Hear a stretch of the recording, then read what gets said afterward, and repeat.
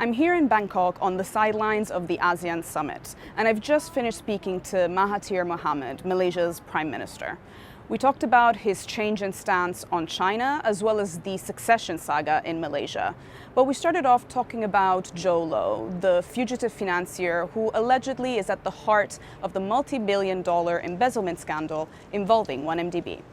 The U.S. Department of Justice has reached a settlement with Jho Low.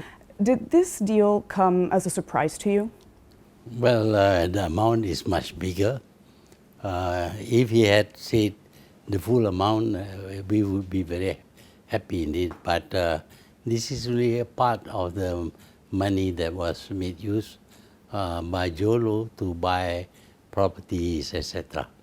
So we are still going after the rest of the money that has been made use of by Jho Low.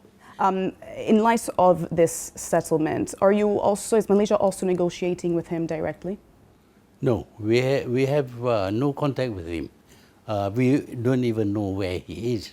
Malaysia has said repeatedly that it would like Goldman Sachs, which has arranged 1MDB bonds that allegedly have then been, the proceeds of which allegedly were used to then obviously be part of the embezzlement of 1MDB. And Malaysia has always said that Goldman should return $7.5 billion.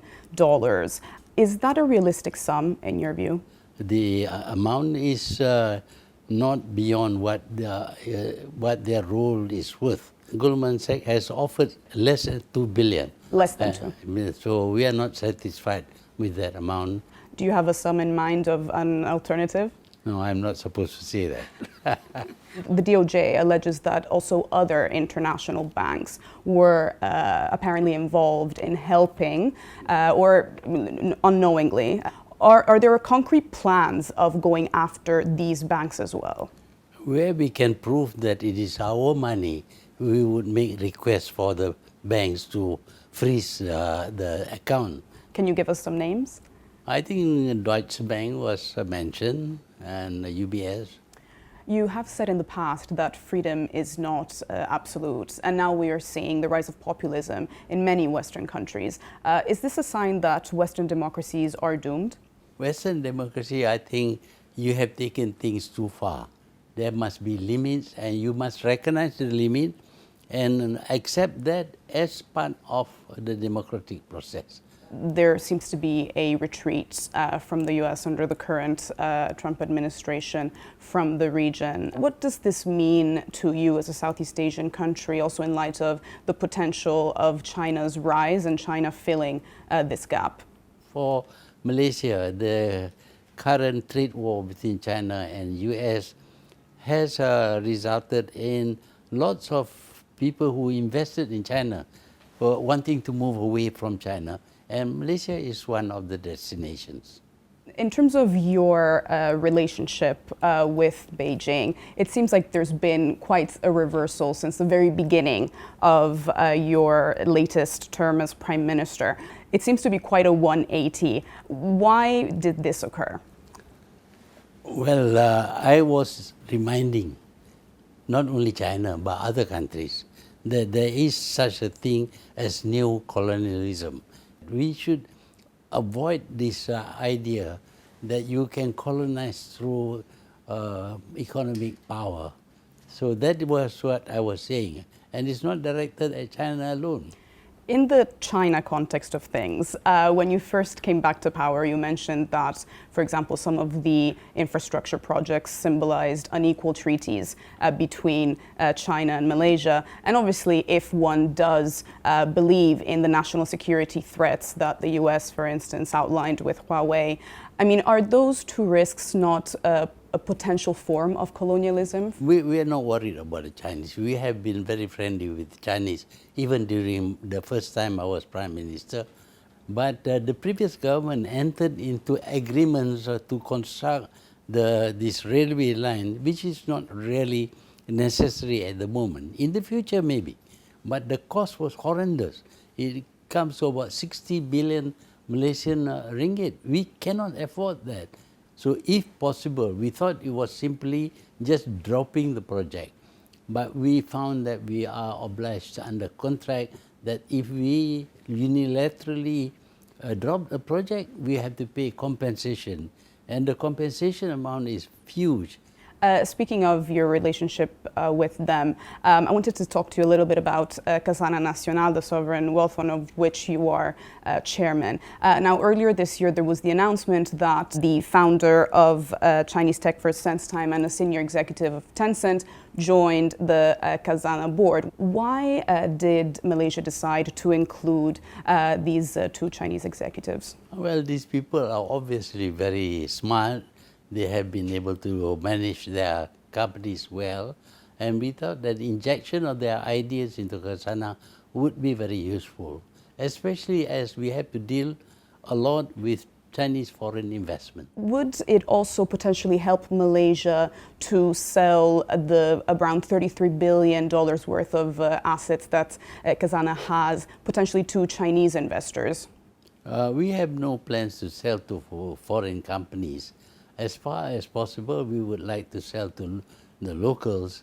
But of course, if we need the money, and we need the money to repay loans and all that, we will consider the necessity for disposing of certain assets to foreigners. What do you think about some of the Asian leaders, such as Indonesian President Jokowi or Pakistani leader Imran Khan, in terms of their relatively weak responses and stances versus how China is dealing with and treating Uyghur Muslims in Xinjiang? And what is your stance on that?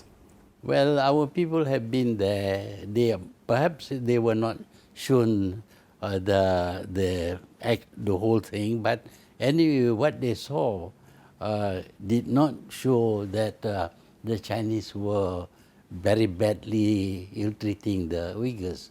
But we are aware of the Uyghurs' desire not to be part of China. Turkey, which is a strong partner for Malaysia in terms of the economy and defense, has come out and given a stance with regards to the Chinese treatment of Uyghurs, saying that it is a shame on humanity. And you yourself have spoken up in defense of Muslims across the world. So do you have anything more to say about what is happening in Xinjiang? We would like to know more about what's happening before we make our stand. But with Turkey, of course, these are Turkic people. The Uyghurs are Turks. But also Muslims. Yes, they are Muslims. But everywhere else, Muslims are oppressed in Europe, in America. They are oppressed. This is something that is almost the norm at this moment. The United Nations has said and confirmed that they claim that about 1 million Uyghurs are now kept in what they have described as internment camps. This obviously is an extremely problematic situation and one that has been well documented also by the UN.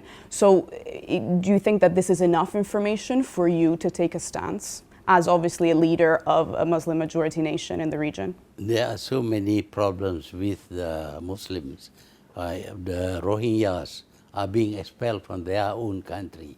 This is a much bigger problem than the Uyghurs. What further evidence would you need, apart from an institution like the UN confirming that this is happening, in order for Malaysia to stand up against this? Well, if we see massive emigration of the Uyghurs there because of the ill treatment, as happens in Myanmar, then I think the world must take notice, and we will join the world in protesting.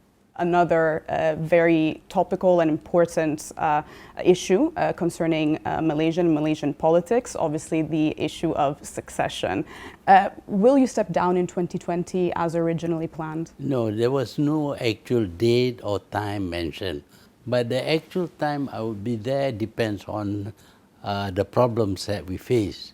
I've had some experience resolving financial problems, so they want me to solve their problem before I step down. At the beginning of this latest term, you mentioned that Anwar Ibrahim would be your successor. Is that still the case? Will he succeed you? Yes, it is. It is a promise that I made.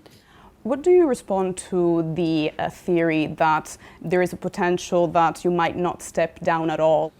I made many mistakes in appointing my successors, so I don't want to make another mistake this time. So do you think that at the moment Mahathir Mohamad remains maybe the only person that is able to run Malaysia right now? At the moment, maybe.